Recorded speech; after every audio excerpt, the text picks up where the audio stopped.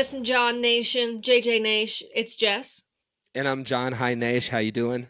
We got a really good episode for May Day. It's a big labor holiday, and so we have two sick interviews. One with Eric Blanc, who is a professor focused on labor studies at Rutgers, and then we have Mike Francingue, aka Big Friggin' Mike, Big friend of the friggin' show. Mike.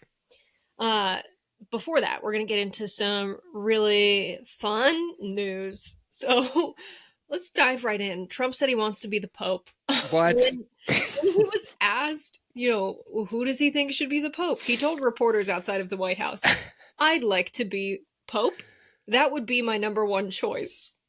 Man, it's just, what a time to be alive. And you got the guy who's just like feeding the Constitution into a wood chipper and handing all semblances of power and control to the weirdest, creepiest billionaires on earth. And it would be so great if he also wasn't a hilarious idiot. Nothing about what's happening is funny, but come on, man.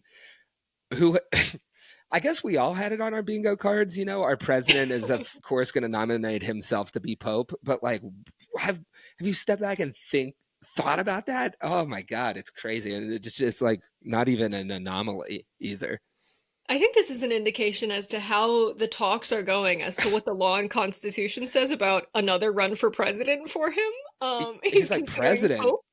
Yeah. Nah, Pope. It's not going well. They're like, well, yeah, it looks like pretty much 2 terms, and then the law says no more, and so he's so desperate, he's considering Pope. Uno reverse. I'm going to be the Pope. So sorry, Pope. Imagine him giving speeches in the Vatican. Imagine him in the outfit in the Pope mobile. No. I'm going to AI image this, and we're going to have this for the pod. Yeah, except the Pope it might mobile be considered political. Oh yeah, true. We don't want to do that, but I can just see it now. The Pope mobile turns into like a Buick Regal or whatever. He likes his tariff policy from the 1980s. I feel like if he was the Pope, we might get a return of like the big fat Cadillac or something. It really seems like his vibe. Yeah, the AI search engine I use, it like blocks anything that could be used for like political fake news and elections.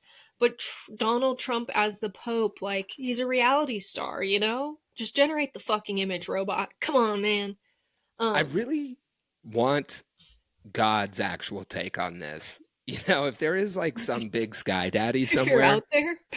Yeah, can you like come onto the pod, God? And not our producer, Gabby Schulte, who is the actual God. Yeah, true. R.I.P. Gabby's not here with us, so if this podcast is disorganized, it's because we've been let loose. So Lindsey Graham actually responded to what Trump said.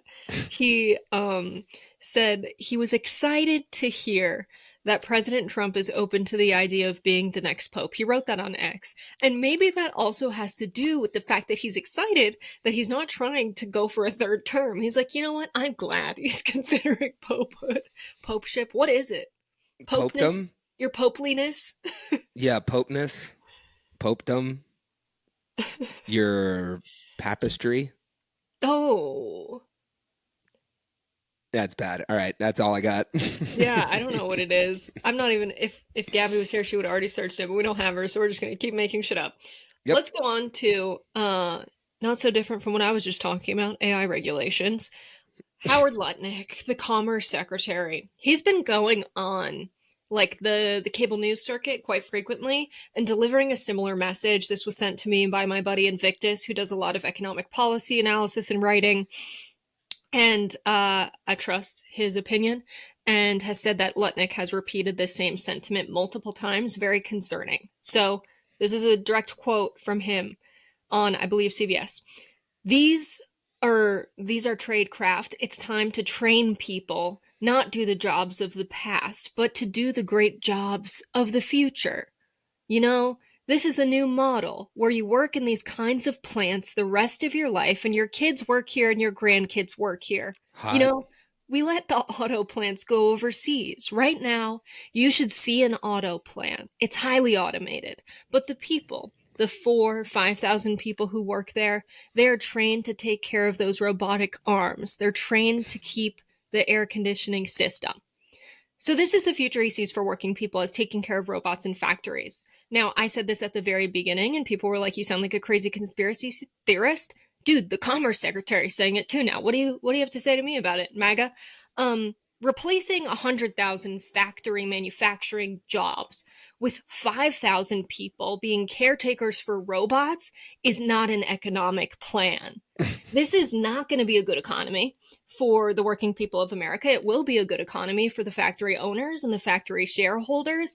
And when you consider that the top 10% holds about 88% of total stocks in America, it becomes crystal clear that this is an economy for them and their rich friends. Yeah, I love how you really see the wealth gap show up when these people start to like share their vision for working people. It really becomes clear how out of touch, like how rich they are and how out of touch they are. They're like, oh, listen, America, this is not going to be so bad. All of you people are going to work forever lubing up robot arms. Doesn't that sound awesome? And then we get to take the money. Huh? Do you guys like that? And it's like, how do you have power? I don't understand. Do you guys like this? Doesn't this sound fun and good for all of you? Hey, America, I Um, got a giant plan. What if, like, I own all the robots, you guys go up there and you're caretakers for robotic arms, and you get none of the benefit, and we kind of get all of it, and you work forever. Deal? Deal. So bad. Yay, when do I start? Ridiculous. It's so out of touch that they think they can go on TV and say this, and people won't go, hmm. Like, it's almost an assumption that, well, we can convince them that it will trickle down still in some way. No. Like, we'll just have tons of factories in America producing stuff, and you all will take care of the robots and we'll just sell infinite things while the planet cannot sustain this kind of output. Like, we live in a planet with finite resources. Like, there's only so much Earth that we have. We're going to reach a point where we can't grow anymore. What's the plan? Like, we're already there.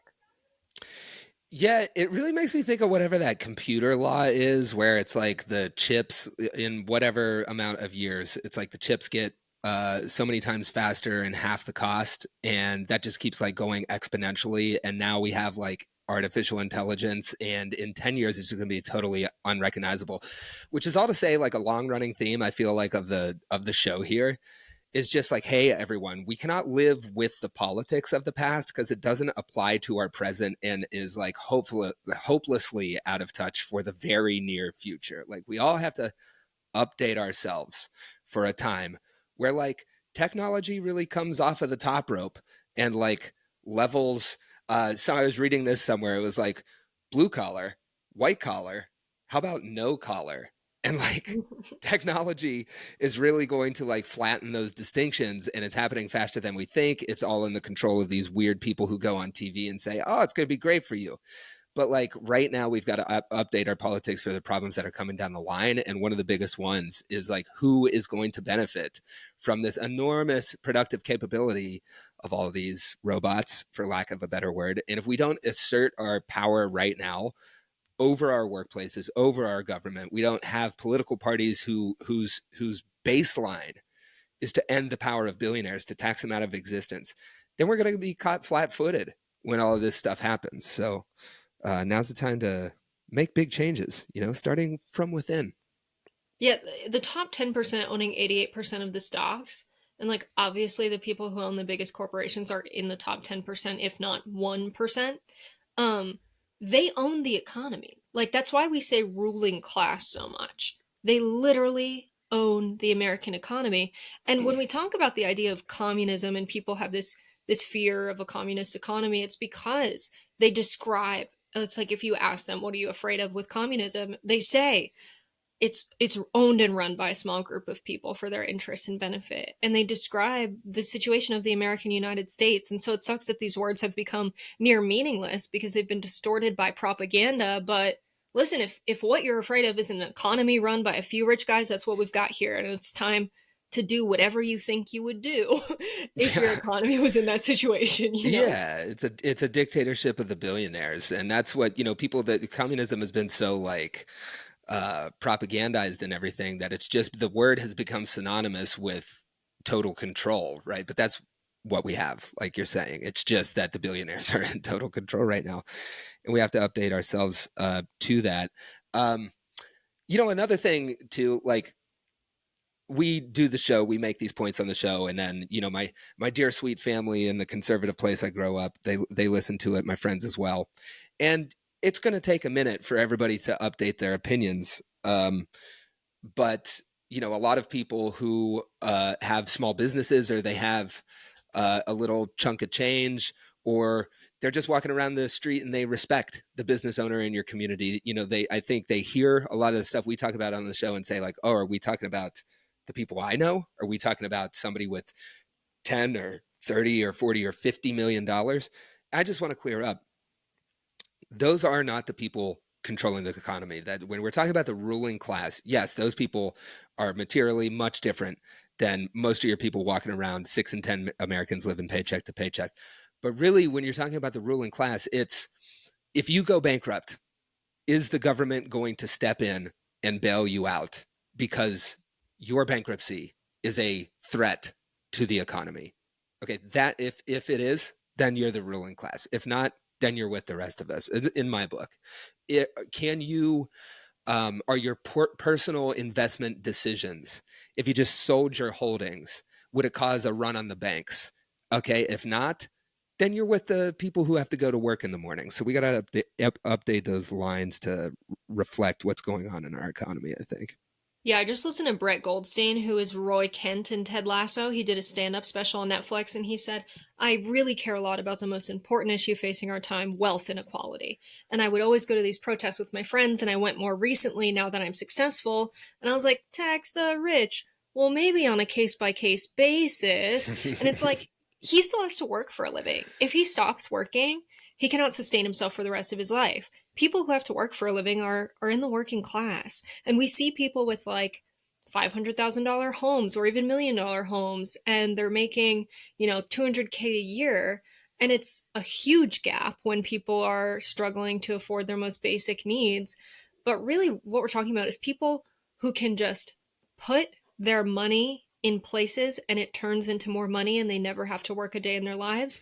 These are the people that are a problem, and they're leeches on society. Yeah, if you can't call Howard Lutnik right now, then we're not talking about you when we're talking about the ruling class. Yeah, let me see your phone contacts and we'll talk about it. I really want to talk about AI specifically because this is a tool that's going to let the working class become infinitely rich. And right now, OpenAI, who is behind ChatGPT, it's been a nonprofit with an explicit mission to ensure artificial intelligence is used for the benefit of humanity. And its leadership led by Sam Altman, who we've probably seen in the news, its CEO. He has stripped the nonprofit board of their power and has gotten rid of a lot of the safety focus members of the board and is pushing OpenAI to change and become a for-profit company, which is a move that would get rid of these public safeguards. It would scrap the nonprofit protections, and it would really put, profit at the center of OpenAI's future, which is a very different decision-making framework than let's use AI for the benefit of all humanity. The most likely path that will benefit all of humanity is specifically how they say it, which is an interesting choice of words, but they've had massive tax breaks. Their investors' money that's gone into it is allowed to be claimed as a donation to a nonprofit.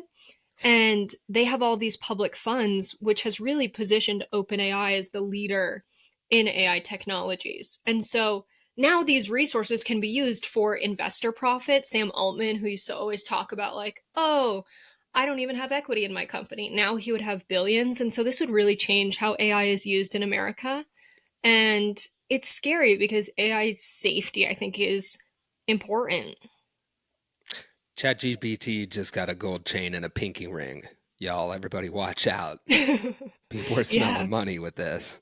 I mean, the good news is it can still be blocked. So the attorneys general, and as well as the board at OpenAI can change this. They can block or condition the transition.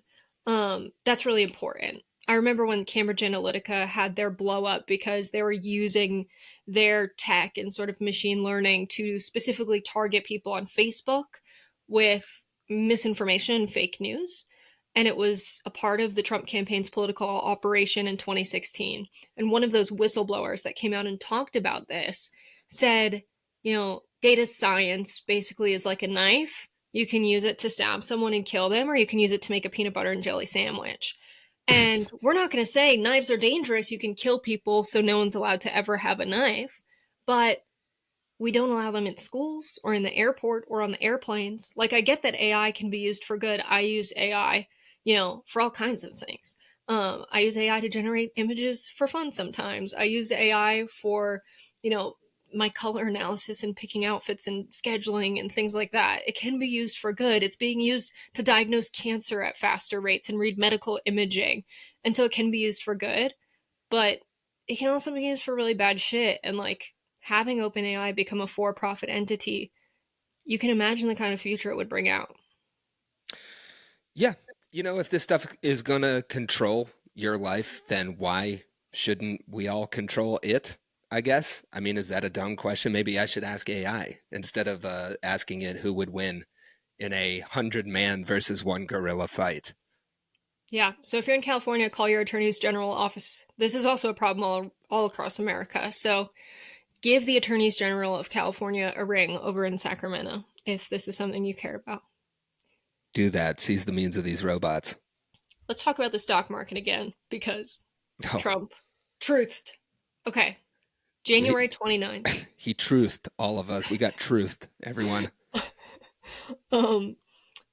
He said, so this is his first few days in office, This is the Trump stock market because my polls against Biden are so good that investors... Wait, so this is... Sorry, 2024. My timing's fucked up.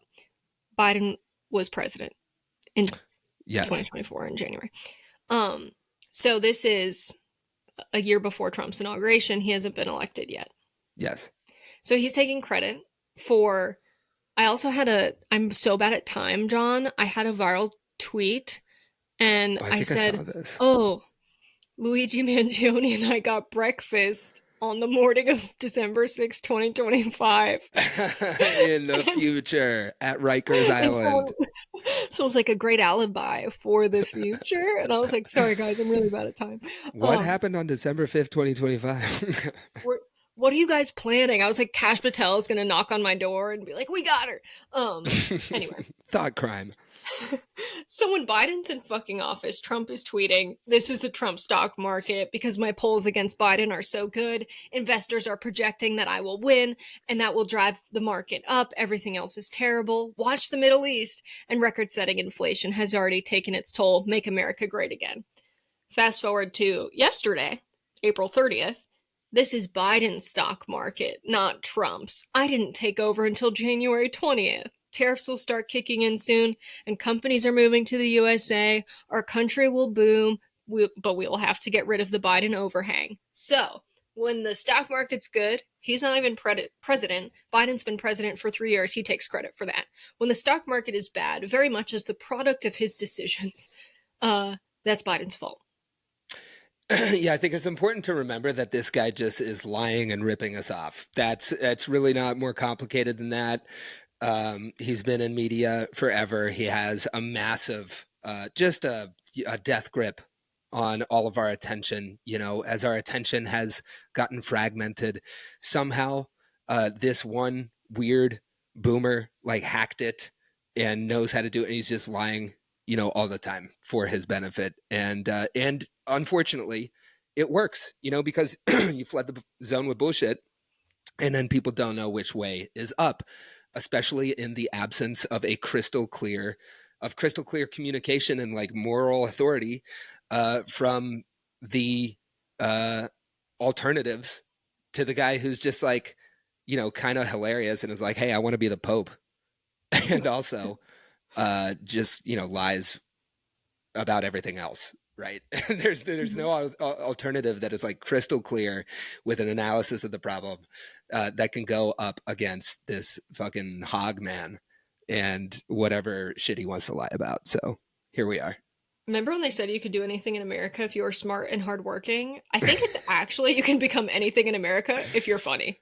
Yeah, man. If it's just one running bit and you are willing, that's the other thing, like this really shows how far you can go if you have absolutely no shame. If you're the president of America, can you imagine if you were the president and you just like went outside to the media and you're like, I'd like to be the Pope too. What? What? I mean, that's the level of commitment to a bit that I guess you got to respect the game. But goddamn, I wish our future wasn't tied up in it. Imagine Biden in the debates, like with Trump, like, I'm the first Catholic president, and if I don't win this, I'm gonna become the Pope. I'm trying to become the Pope, man. I But was out here with the Pope just yesterday. I'm gonna be the first Pope from Scranton, Pennsylvania, folks. The economy. Okay, we're done. So the first 100 days have been really entertaining, but unfortunately, we've seen the fall of America. John, what's your take on the first 100 days? You just came out with a video. Tell us about that. How did that go? Just even reflecting on the first 100 days. Well, it's kind of like a mix of everything we just talked about. I mean, the guy is moving super fast and just like throwing out a bunch of lies. Nobody really knows which way is up. But Trump supporters definitely have their guy, and they're not leaving anytime soon. They're rooting for him. So I just had a More Perfect Union piece drop about the Trump first 100 days. We went down to a dirt track in Parkersburg, West Virginia. Not a liberal in sight. Not a liberal in sight. I love the dirt track. I'm a fan of it myself. And you certainly get some interesting political opinions there. But like with every piece that I try to put out with More Perfect Union, it's really trying to show the possibility of solidarity among all working people. And that includes, especially in the most unlikely places, a dirt track in Parkersburg, West Virginia. So we talked to hardcore Trump supporters, and we just let them speak. And the thing about that is that over and over again, they will tell me straight to the camera that they want Medicare, they want Social Security, they want high wages and unions. They want antitrust and end to corporate greed and big money in politics. These are things that I hear all the time when I go into Trump country and just kind of let people speak about what politics should be like. They tell me that they want power back in the hands of working people. And, it is worth acknowledging that, yes, these people get very salty about the theys and gays getting center stage. But it's not like they don't want them to exist. I think what's happening here is a population of people that are not used to experiencing pain are experiencing it for the first time. And yeah, they're not handling it well. But my observation from just like doing this body of work is that doesn't mean that they are not ready to stand and fight with other people in their class. It's just that we have one guy who is completely capturing their attention with lies about all of those things that they want to see, with lies about preserving Social Security and Medicare and Medicaid and sticking up for the working class and union jobs. Of course, he's not doing any of those things, but people see him lying about it and they're like, well, hell yeah, I guess this is our guy, because there's an absence of a compelling alternative right now. I will point out this is filmed in West Virginia. It's a state where Bernie Sanders won every single county in the state. He's out there right now, talking about the real deal. I think that kind of politics has significant potential to catch on in this political moment right now. That's why you see all those people out there in those rallies. And if what we get out of that is a new generation of candidates who are talking about the real deal and actually making moves to counter the power of billionaires who have been stopping this forever and kind of making an assault on all those things, Social Security and Medicare, then we could see weird coalitions come together. That is the take that I have after going down and asking people how it's going in Parkersburg, West Virginia. So there was Doge actually fired a bunch of people in Parkersburg. There's the Bureau of Public Debt.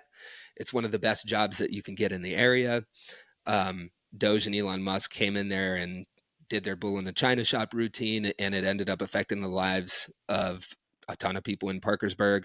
It's a town that lost their manufacturing base, so those jobs at public debt are very important. And you saw people wrestling with that fact a lot. You didn't see a wholesale rejection of Donald Trump, but I think we are in weird political times, and if we get new and different candidates that are speaking to the things that all of these people tell me they want, who knows what could happen? I mean, Donald Trump is president and wants to be the Pope, so why not a working class revolution, right? I think the Democratic Party has focused on the theys and gays because they get a bunch of money from the richest people in America. They have money in the stock market. They are the ruling class. So, of course, they're going to be like, oh, yeah, this other issue that has to do with something other than the flows of capital, for sure, let's centralize that. And of course, if you're struggling to keep a roof over your head and feed your kids, you're going to be like, why the hell is that the focus? And I get that.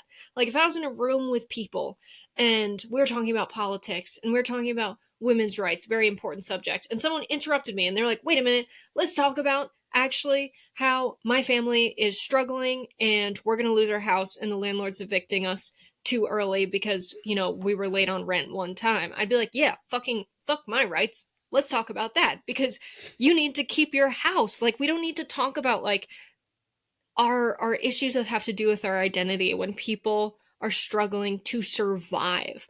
I think we can have a bigger conversation around identity politics when people are made whole. And it sucks because a lot of the people driving the conversation in the queer community are the richest among us. A lot of my friends who are queer, union workers, who are trans, they want a strong union. Yes, they're afraid that these people are crazy and think that their transgenderism is so weird that some of them want to kill them. But they really understand that the fight in America is one for survival. And if we can get us to all band together, maybe that will help bridge some of the fractures that have been put in place by the ruling class that make us want to fight each other because we're different. Yeah, and I have I have no sympathy at all for elected Republicans at this point. If you signed up for this, then you know what's going on, and there's really no redemption for you in my book. For Trump supporters, though, I think this is a population of people that is experiencing what we're all going through. I mean, they're part of the 6 in 10 people who are living paycheck to paycheck, and they've also been the target of the best propaganda machine the world has ever known. People much richer than them, the actual elected people with power in the Trump administration, for years constructed a machine. They know that, you know, if you want rule by 1,000 of the richest people on earth in a democracy, then you're going to have to divide the working class. So they built a machine to do that. And they aimed it at the people in Parkersburg. And we shouldn't be surprised when people then cannot tell what direction is up. And I think, though, that while they might have opinions that are, you know, not the most politically correct about the attention being on the days and gays, once again, just from living in this community in Wheeling, West Virginia, where we have a lot of trans people in Wheeling, West Virginia, just like everywhere else. Okay, they've been around forever.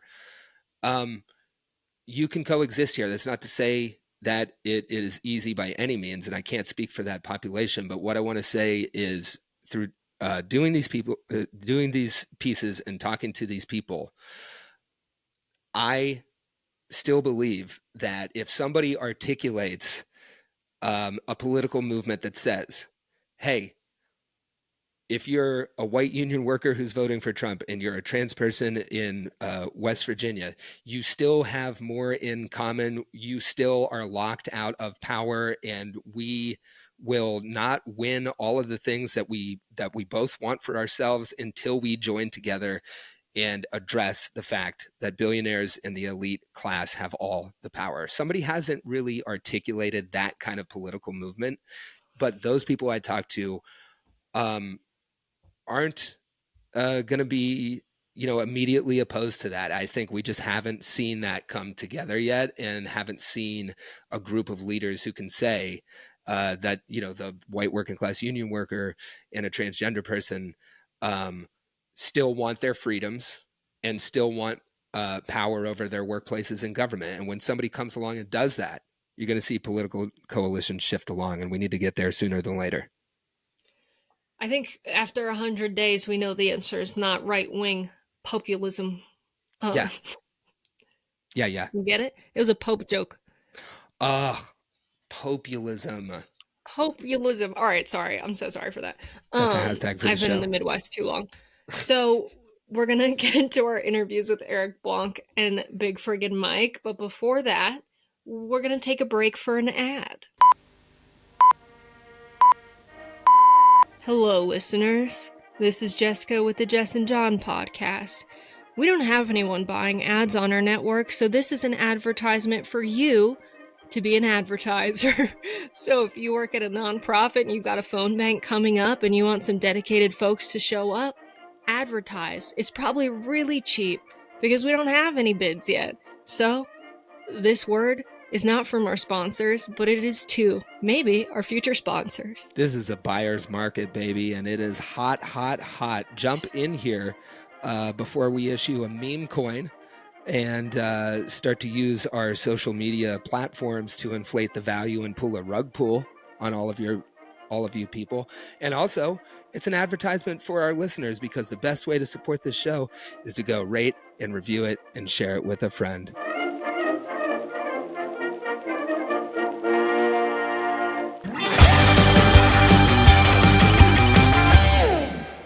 All right, JJ Nation, we're in for a treat. We've got Big Friggin Mike on the pod today. Mike Francingue from over in Colorado.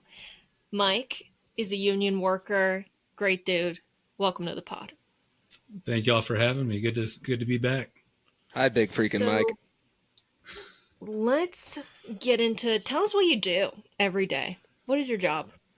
So I am a traffic control supervisor for a company here in Denver that works for a larger utility company. And basically what that is anytime you're driving on the road and you see like a lane closure or a road closure, anything like that, we're the guys setting those up. And I'm organized here in Denver through LIUNA Local 720 in Denver. And good folks. And they do their best to take care of us here in Denver. Yeah, Colorado's an interesting place for labor right now because they've got a Democratic governor, Governor Polis, who has in the past already vetoed some pro-worker legislation. He now is considering, is he still considering this Worker Protection Act, or is it past due now, Mike? So it is still working its way through the legislature. It's currently in the House. It has passed the Senate. It's been read twice, and there's typically 3 readings before it is voted on in the full House. It is expected to pass the House. We have a pretty blue majority here in Colorado.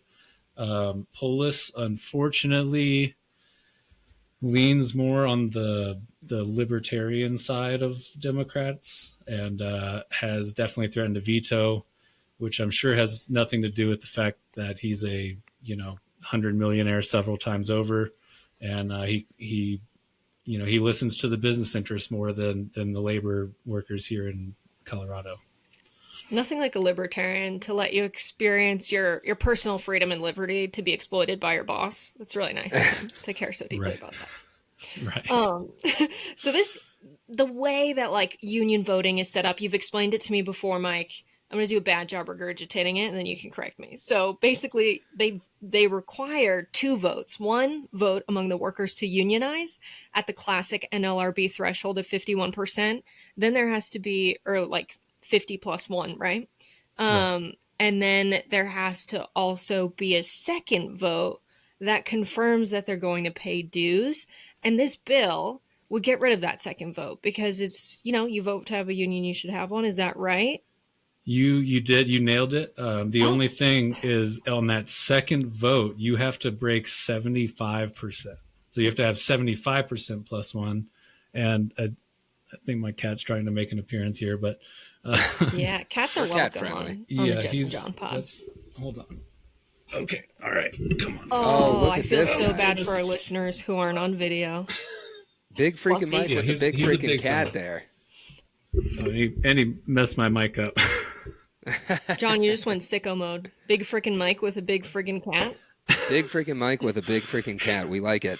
All right, where were we? The second election, you have to have 75% plus one, and that is an extremely difficult threshold, and it makes it nearly impossible to unionize here in Colorado. Not entirely. Obviously, I'm part of a union at this moment, but it definitely inhibits unions. In fact, at my previous job, I tried to start a union. We had 50% plus one, and essentially we didn't have the 75%. So the union wouldn't even, bring us to the first election because we didn't have the guarantee that everyone would be paying the dues, because they don't want free riders, obviously. And I don't blame them. That's, that who you don't want to pay for people who aren't chipping in. You've been organizing pretty hard on TikTok. I've tried to make a push on social media too, to get folks to call Polis's office and tell him not to veto this. Bernie, we even got the attention of Bernie Sanders, who sent out, a push telling his supporters to tell Polis to veto this bill. Have you seen any response from Polis on this? I have heard only crickets from Polis and his team on this. Despite, I call, probably once a week just to remind him. And then again, I'm usually posting once or twice a week, asking Coloradans, it's up to us. If you want to make it easier to unionize in Colorado, you got to do the work. You got to make those phone calls. And not everybody wants to put in that work. And what I tell people is save the number, save your representative's numbers in your phone. That way, if you hear something, you can just call them right up and say, hey, don't do that or do this. And I'm just encouraging people to get more involved and to be active in the politics of labor and in general. Now, there's this whole thing going on. Oh, go ahead, John. You're out there in the rank and file. You're taking a lot of action to defend the priorities of, workers, the people that you work with, the working class generally. Talk about what it's like to, be let down by, we're not talking about Trump here or a Republican governor, but talk about what it's like to sometimes be fighting back against the party that's claiming, to have labor as a base. What is that like in your case? It's extremely frustrating. There's Democrats that want to have it both ways. They want to say they're for the working class, and they want to say, oh, well, who are you going to vote for? The Republicans who are for the billionaires? And it's like, you haven't shown me anything to say that you're not for the billionaires. I don't want to throw too much shade at Polis. He's done a lot of great things, as Eric was saying, in the cultural realm of politics, which is great. Again, we don't want to throw anybody under the bus, but it's just not to as a white man worker. Yeah. It's great, and I support all those things, but you're missing white male workers who don't care about those things or, feel the opposite of those things. You could be roping those people in, and instead you're leaving them to MAGA, because if you're not addressing the, material needs of your population, then somebody's going to say they are, and use that to, bring fascism. You mentioned being a white man worker, and there is a hell of a conversation happening around this right now. So the New York Times put out this coverage where it was an article, I think, where it was a big photo of Hassan Piker, right? The Twitch streamer. And it said, progressive mind in a MAGA body. which is telling what the New York Times think a MAGA body is. Just anyone who goes to the gym. He certainly doesn't dress MAGA. And so it's really telling that New York Times liberals just think people on the left are skinny, nerdy looking guys in the New York City area or Los Angeles, right? I feel like that's kind of playing into it, right? What a miss. Like, what an intentional loss, because so many people who are pro-worker, pro-union look like the guys on this call and the guy in my house who has the same views, who, you work out, you work with your body. Maybe you'll be mistaken for MAGA, but I don't know. Is it wrong to say that that's a MAGA body? What do you think, Mike? I think so. Who cares what the New York Times says? I'm trying to get my MAGA body right now, man. I don't know. Yeah, there's nothing MAGA about being healthy or taking care of your body, or it's part of the internet culture. I think a lot of the fitness hustle culture folks have really fallen under the MAGA wing, and I think that's where this comes from. But I think it's ridiculous. I follow so many guys on TikTok who lift and are completely liberal, if not leftist. Yeah, I mean that's what stands out to me. It's like, who are you being strong for? That's the question of like, what it really means to be a man, right? Like, are your muscles just for show, or are they to like, lift yourself and everybody around you up to be, strong in a union, to be strong for your community? I think it's crazy that, that's kind of been hijacked by this political movement that's sucking a bunch of young dudes into it. But one of the things I look at with the labor movement is an opportunity to rediscover what it actually means to be a man, to be, strong for the people that are around you in addition to yourself, and not to just like put other people down to make you feel like you're a whole man or something like that. But I think that's what we've fallen into lately. No, absolutely. I think there's more strength in doing things for your neighbors and for your community than there is in doing it for yourself. I lift weights because I lift all day at work. And if I ignore my body, then it's gonna show at work. Work is gonna be harder. I'm gonna be weaker and slower at my job. It's just part of life for me. I love exercise. I love lifting weights. It, quiets the voices in your head and makes the day go better. So I encourage everyone on the left to get out to the gym, get your body healthy, do it for you, do it for your community, and, do it so you're ready if shit ever hits the fan. Hell yeah. I think love that. It's so weird to imagine in the context of labor, right? MAGA masculinity, because MAGA stands for letting corporations exploit the working class, raise prices, lower wages, bust our unions. And so what's masculine about, bending over and letting your boss do whatever he wants, letting your boss exploit you, but a guy bumps into you at the bar and you're like, what the fuck are you doing, man? But when your boss pays you less than your labor is worth and has you come in with no overtime pay, that's the money you bring home to your family. You're getting fucked over. That's not very masculine of you to be against organizing your workplace and standing up for what's yours. Yeah. I don't know. I say this not as a man in America right now. And there's something to be said for the depression rate in this country, especially among men, compared to union membership rates. I think there's a lack of community in this country. They want us to be separated. They don't want us to work together. They don't want us to know how strong we can be when we, link arms and put our collective will towards something. And I think a lot, especially, in capitalist circles, there's this idea of like, the rational consumer only does what's good for them. I think that's bullshit. I think this is propaganda that they've used because they know that if we work together and we put all of our energy into something, they can't stop us. And, all this propaganda since the Red Scare, since Ronald Reagan, all this propaganda has gone into making us an individualized society where we, don't work together. When I was organizing the union at my last workplace, it was crazy. There was, first of all, grown men who don't know what a union is.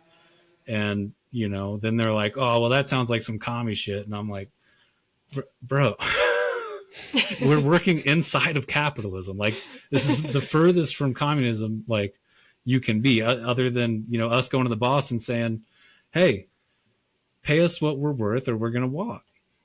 Yeah.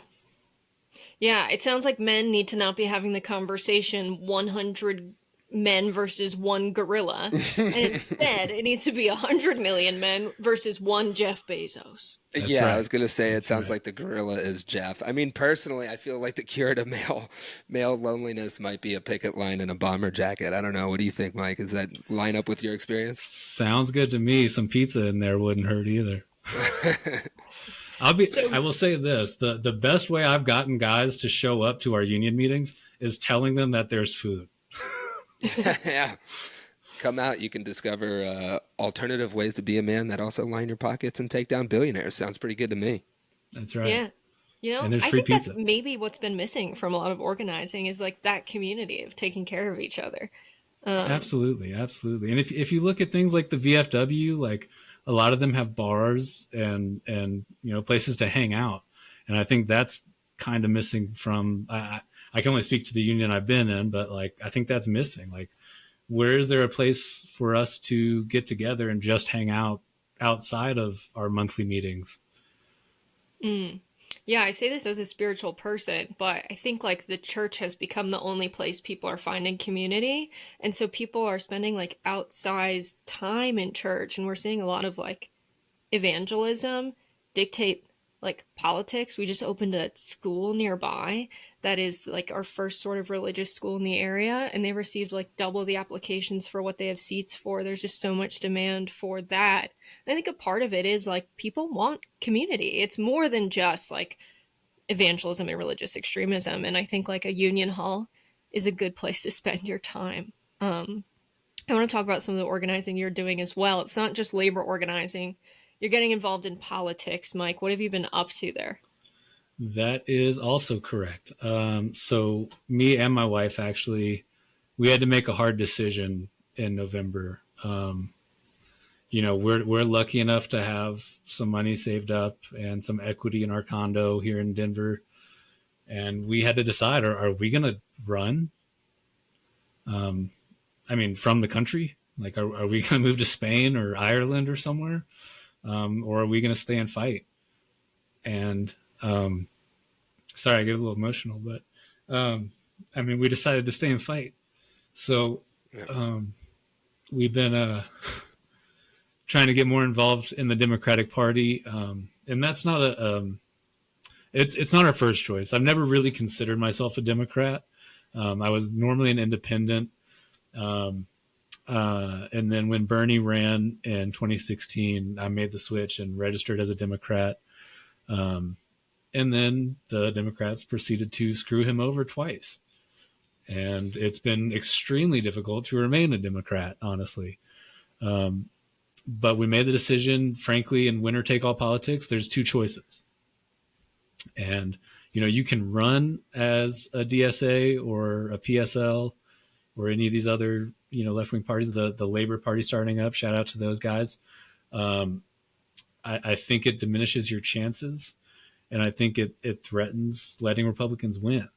And that's not a shot at any of those guys. I respect everything they do. I respect everything they stand for. But when it comes down to winner take all politics, you either got to win or lose. And so my goal has been to get into the Democratic Party, remain in touch with all these other parties, and kind of have a coalition government, even if it's under one name. So that's kind of what I've been doing. I'm in the Labor Party Discord. I've been trying to reach out to like the local DSA and PSL, who has been really, really vocal at all the local rallies, the 50-51 rallies, all that. So been getting with those guys, been going out to the rallies. And I guess the main thing I want to push to people is the Democratic Party is a shell. It's empty. We went there, me and my wife. I'm 35, she's 30, and we are the youngest people in the room every month. Like Mark Blythe, who's a Scottish man, said, Americans, if you don't like your leaders, just wait for them to die. And I remember him saying that, and it's hilarious. But we don't have time for that. If they died, there'd be nobody else. Yeah. So like people, like it's again, it's very frustrating because there's trying to convince young people like, hey, show up, go out, go. Like it's once a month. We have these House district meetings. Just show up. Me and my wife showed up. We've been involved for 3 months. I'm already a precinct organizer. She's already head of the county Young Democrats. And again, half of us age out this year. It stops at 35. I'm out. The chair is out, and she's going to be basically running the joint here in a couple months. So, but yeah, shout out to Colorado Young Democrats or Arapahoe Young Democrats. If you're listening to this and you're wanting to get involved, reach out. And then reach out to your county party and show up to these meetings, because I'm telling you, man, it's empty, and we have a real opportunity to make some headway and bring this party to the left as much as they're going to kick and scream about it. I mean, if you just show up, you can get a leadership position. That's how empty it is in there. So that's what I have to say there. You know what? I'm so glad that you're doing it, and I'm of several minds on this. I have recently written a Substack piece that's, in places where the party is viable. I think my own personal opinion is that's how it should be done. It should be taken over from the inside. Now, in places where it's not viable, like West Virginia, I think people should be running as independents. There's a baker's dozen of Democrats who are elected in West Virginia. There functionally is no party. There's plenty of states that are out there like that I think labor independents like Dan Osborne running would be really good. In the other parts, I think what you're doing is really commendable, because that's what people don't realize. If you're not involved in party politics, you don't realize that all of these Democratic parties, if there are little county parties that are sprinkled around, and you can walk in there and it's going to be retired people, if any people at all, and they will hand you the party infrastructure.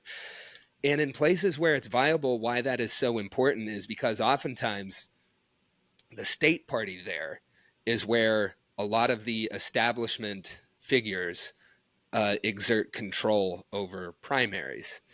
And if they don't have anybody standing in their way to, for example, make an endorsement in a primary, or,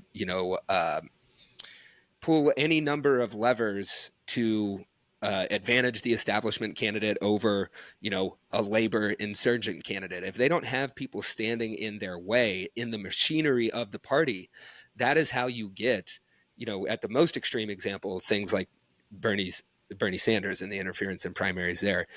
I'm speaking from experience because I ran in Ohio, and the state party there and the county parties, they didn't have reformers in the wings there. And I was coming up in the polls, and they ran a guy at the last second and endorsed him on the sample ballot. We tried to stop that through an inter-party fight, but there just weren't the numbers for people to have that fight and to win out against the establishment, which I fully, like you outlined, expect to kick, scream, and try to keep the status quo alive. But to me, if they're able to do that, it puts us all at risk, which is why it's important in the places where parties are viable to have folks go in there and actually do battle within the party where it's viable. So really commendable, Mike. I appreciate you. And I do want to say the local folks are not the problem. I will say that when we showed up to our Arapahoe County Democrats House District meeting, the local folks are so excited that you were there. They are stoked. They're like, oh my God, somebody under 40. Someone new. Yeah. So, don't be intimidated. Like, it's not the local, it's the party heads. It's the people like Jared Polis. It's the people like Pritzker. Like, It's these 100 millionaires, billionaires. It's the people running the party that are going to fight us. It's not the local folks. So don't be intimidated to go to your local party and show up and be there. I think a lot of them realize that it's time for a new generation. And I think our generation is done with neoliberalism. I think we're done with austerity politics. We've seen the results, and it's awful. It's what got us here now. And people like, who's old Raging Cajun boy? James Carville. From Bill Clinton's time, James Carville, like fighting David Hogg. Bro, go away. Like, retire. Like, what you have to say, you're not going to be here when any of this comes to fruition. Like, I hate to say it, but let us decide the future of this country. Let us decide the future of this party. And I think it's time for the boomers to have a seat, man. We're done. Like, we learned about the Red Scare in school. Like, I don't believe any of the propaganda that you guys were raised on. And I think we're done with it. And it's time to move on from this Red Scare. Socialism and communism are bad words. They're tools. They're tools. Capitalism is a tool. Socialism is a tool. And it's how we use them that I think is going to make the difference.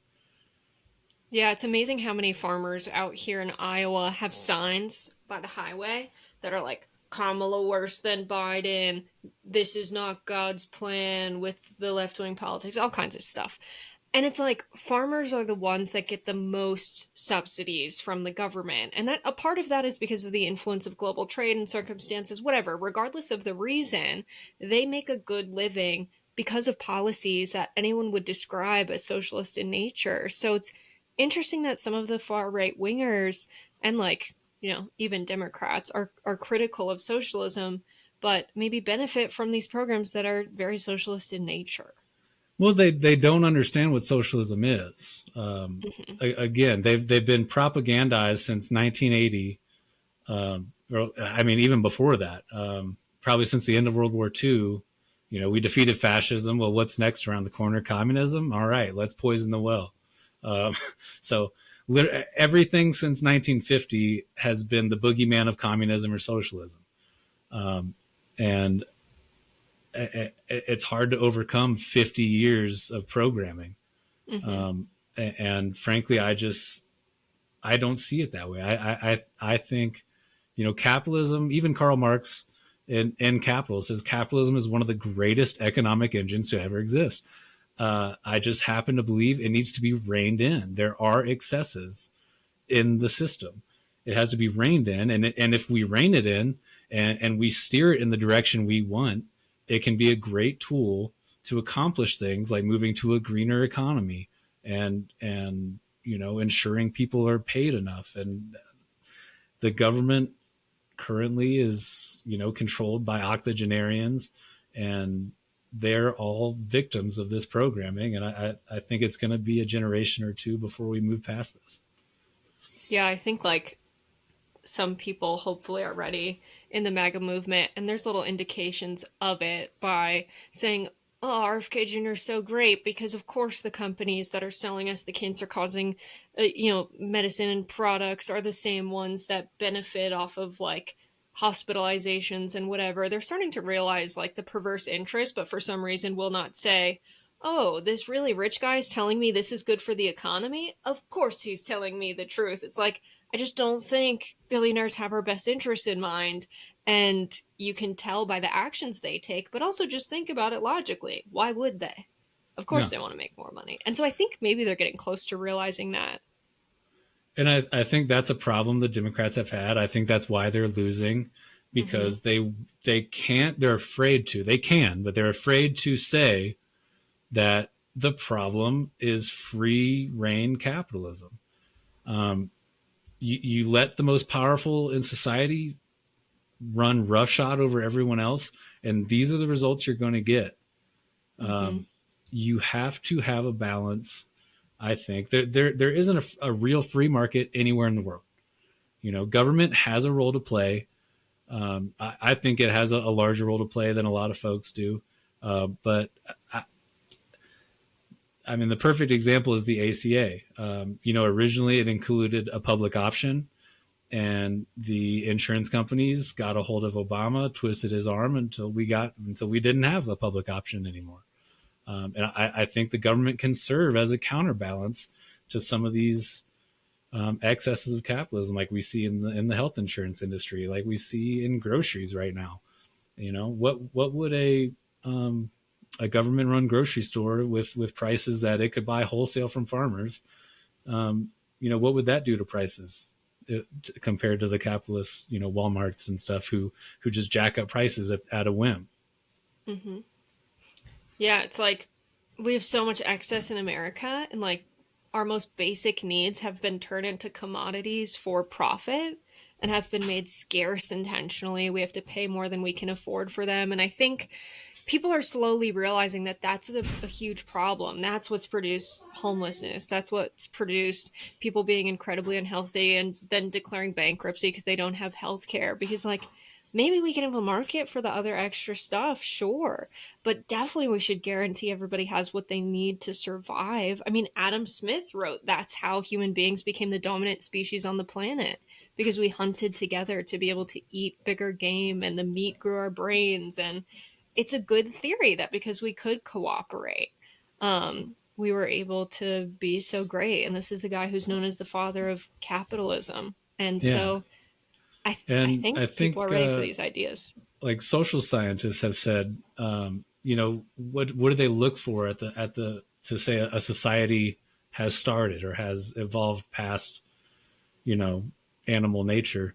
They look for healed bones, because that means somebody took the time to take care of a sick, injured person, had to set the bone, had to feed and water them while they couldn't walk. And that's the first sign of a civilization is people taking care of each other and not just leaving people behind to die. You know what, that in a 10,000 years, Mike, they're going to be digging up American bones and be like, this was an uncivilized society. What was going on in America in the 2000s? That is funny. No good bones. So, Mike, for the people who sort of agree with you and what you think about labor and who live in Colorado, what's going on for May Day in Denver? So today we have a rally at 3 p.m. at the state capitol. I'm not sure when this is airing, but if you hear this today, get out there. And then on top of that, just please call Jared Polis. In fact, let me give you his number and ask him to support the Worker Protection Act. That's actually a better ask because our producer got called into work, so we might not be able to get a clip out before this happens in an hour. No worries. Jared Polis's office is 303-866-2885. So yeah, if you have time, please give him a call. Ask him to support the Worker Protection Act here in Colorado. That's going to make it easier to unionize and make it easier for working folks to get what they deserve. Thanks so much for coming on, Big Friggin' Mike. You want to tell the people where they can find you and your TikTok and all that? Yes. And once again, I am Big Friggin' Mike. That's Friggin on TikTok. So find me there for all of your Colorado labor and politics. I usually try to stay up to date, but sometimes in construction, you don't have time. So, did friggin' come out of people not knowing how to say Francingue? No, Okay. It's actually, I think when I first made a Facebook in like 2010-ish, like you had to like do the little end of the river, or, facebook.com/ and I just, my buddies called me Big Mike at the time and just kind of came up with it on the fly. Love that. Hell yeah. Thanks for coming on the show. Thank you guys. Good to see y'all, and hopefully be back someday. Happy May Day. Happy May Day. Thanks, absolutely. Big Friggin' Mike. All right, welcome back to the Jess and John pod. We are joined today by Eric Blanc. Eric is the author of We Are the Union, How Worker-to-Worker Organizing is Revitalizing Labor and Winning Big. He's an assistant professor of labor studies at Rutgers and an organizer trainer in the Emergency Workplace Organizing Committee. He writes the Substack Labor Politics. Eric Blanc. Welcome to the Jess and John Pod. Yeah, thanks for having me on. Yeah, absolutely. So we only have you for a second, but go a little deeper on your bio and tell us about yourself and the work that you do. Sure. Yeah, I come from a union family in the Bay Area. I had a lot of jobs before I became a professor. I worked on the docks for a couple of years. I was a rank and file teacher. Couldn't make ends meet in the Bay Area. Ended up going to grad school, learn about labor movement, but mostly I've been organizing. I've been organizing the labor movement for about 20 years. And the most recent two big projects I've been involved in is one was helping found the Emergency Workplace Organizing Committee, EWOC, which supports any worker in any part of the country to start self-organizing. That kind of came out of the Bernie campaign and the crisis at the beginning of the pandemic. And then since Trump got elected, I've been supporting and spending sort of a crazy amount of hours organizing with the Federal Unionist Network, which is the main rank and file pushback against Trump in the federal sector. Yeah, I am looking forward to getting into that. And this is a good day to do it. It is May Day, of course, International Workers' Day today. But before we get into that, can you talk about what that means for people who don't know what the significance of is for today, especially in this political moment?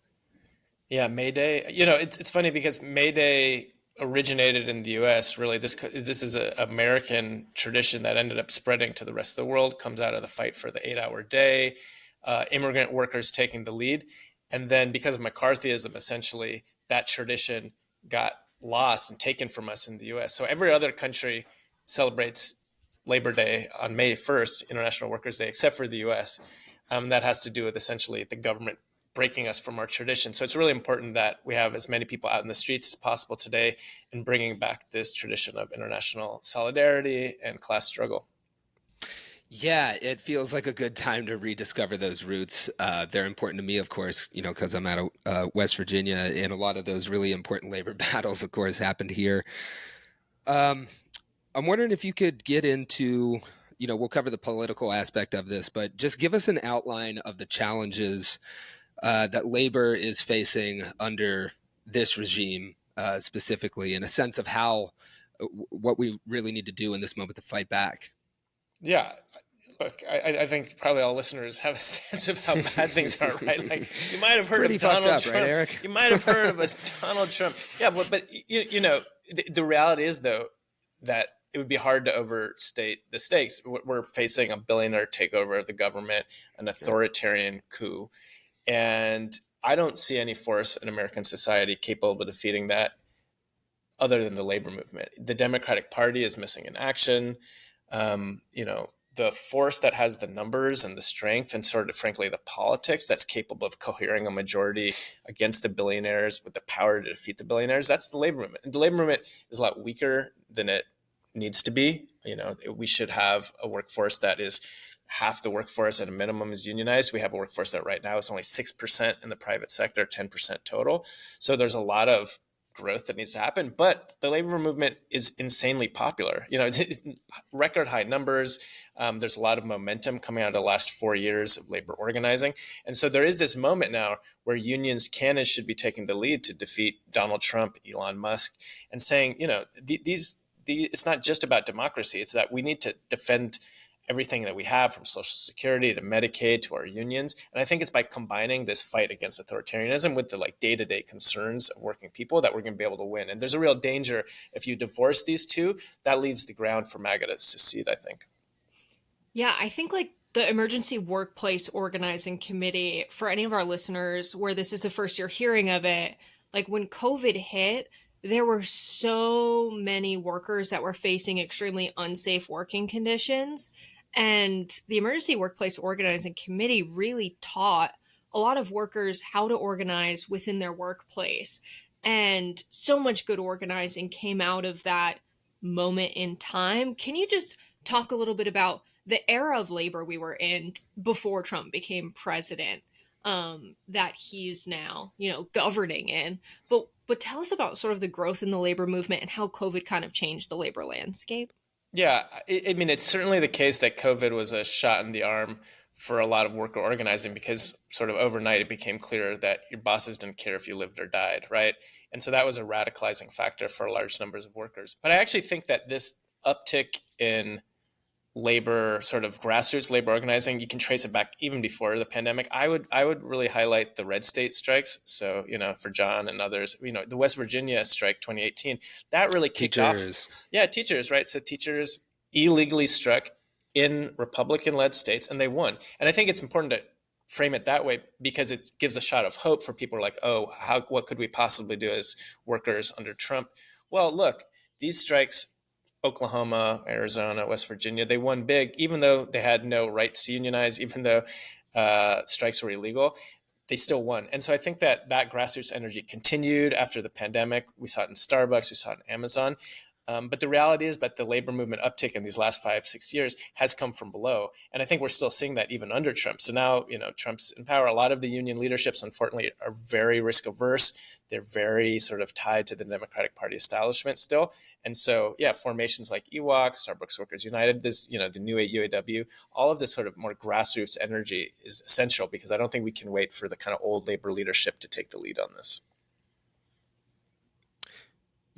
Yeah, I think all really important points here. And I'm wondering, you talked a little bit about the Democratic Party. Can you talk about the relationship looking out into the future that labor should have? Of course, we're stuck in this two-party system mostly because of winner-take-all politics. You mentioned how the Democratic Party, the only opposition party we have right now, is kind of missing in action.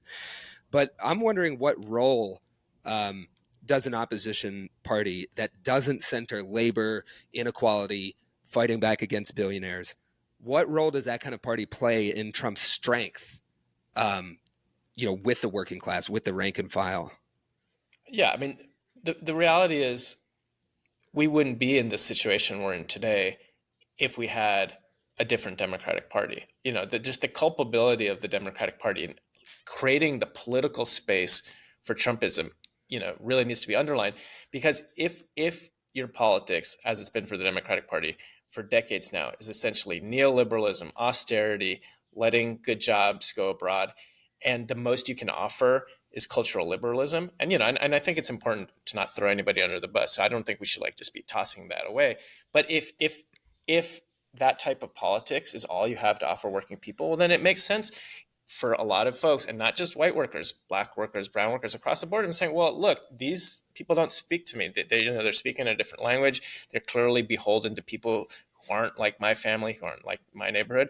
And so, right, the reality is that the Democratic Party has for decades put forward this policy and did everything possible to smash an alternative, which was Bernie, right? So Bernie was the path to defeating Trumpism, right?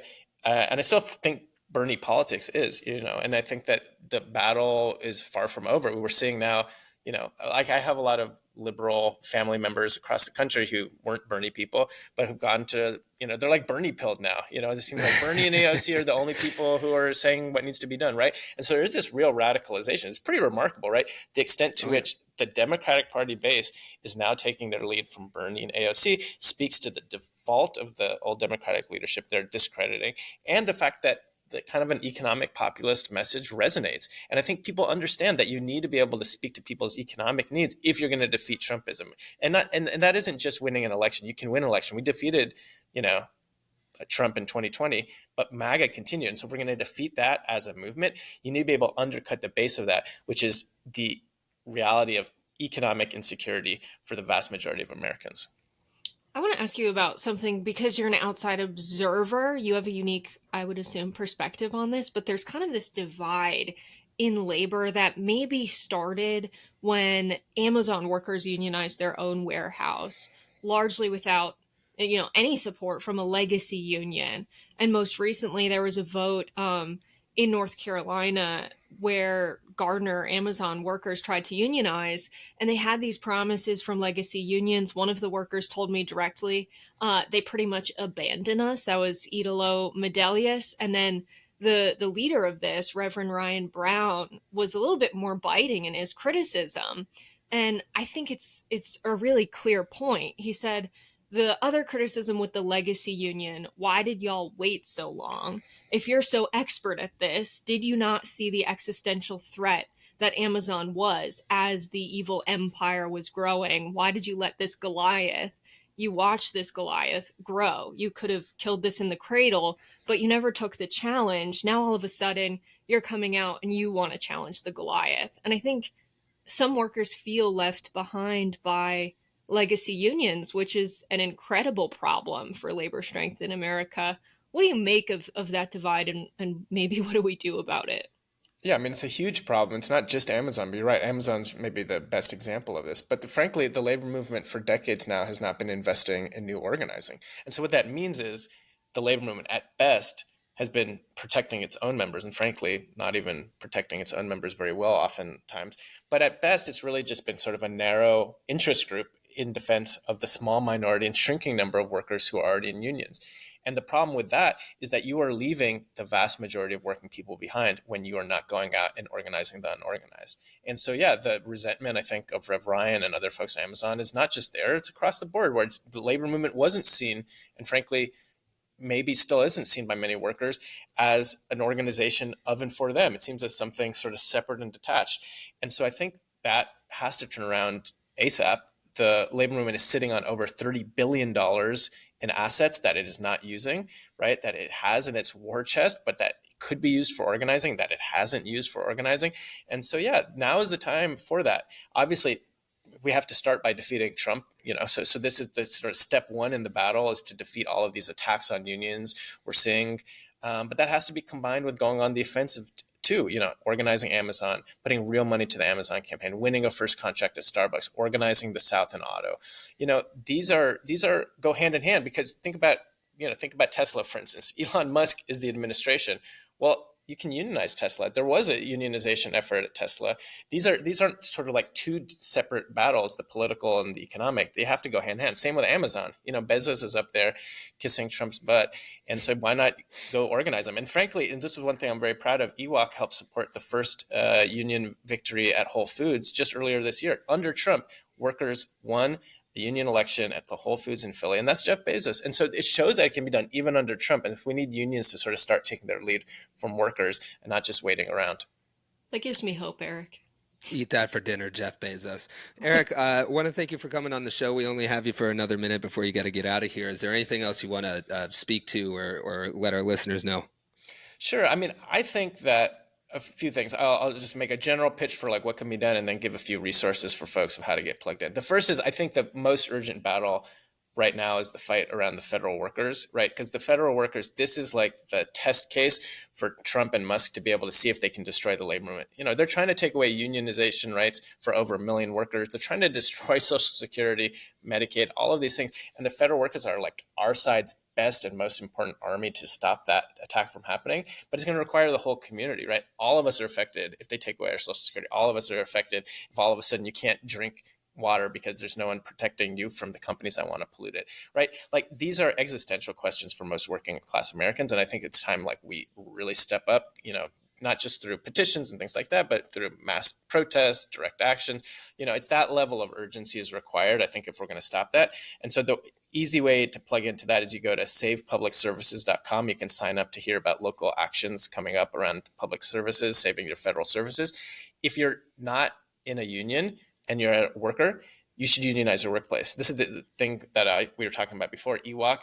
Any worker in any industry, you can start self-organizing your workplace. You just go to workerorganizing.org, and you're going to get in touch, if you sign up on the forum there, with a volunteer organizer who can help you start taking action right now to organize your workplace. And my last pitch for like what you can do to get involved in labor movement is you should seriously consider becoming a SALT. Assaulting is a really important tactic that's been crucial over the last 4 years, for the last, frankly, 100 years in the labor movement, in which you get a job at a strategic workplace in order to unionize it. And there's a lot of really exciting salting opportunities right now in auto, at Starbucks, and Amazon. And so if you want to become a SALT, you should. And there's an easy way to do that. You go to bit.ly, so it's bit.ly/SALT now, bit.ly/SALT now, and you can sign up there, and we'll get you connected to some of the most important unionization campaigns in the country. Yeah, those are my pitches. We can pass that on to the listeners. We will put that in the show notes. And to the listeners, EWOC, it's got a fun name, Emergency Workplace Organizing Committee. They got a little book that you can order. I have it. I was looking for it behind me. It's really helpful. But Eric Blanc, thank you for coming on the show. That you can find Eric's work on Substack at Labor Politics. Anywhere else people should follow you, Eric? Yeah, I'm on all the social media stuff, but laborpolitics.com, the Substack, is the best place to find my work. Thanks for coming on. So those were two really good interviews. Timely on May Day, the biggest labor holiday. Thanks for listening, Jess and John. Nation, JJ Nash. It's been real. It's been real, JJ Nash. Go out there, familiarize yourself with May Day. Get in touch with your inner solidarity. Seize the means of production. And until next time.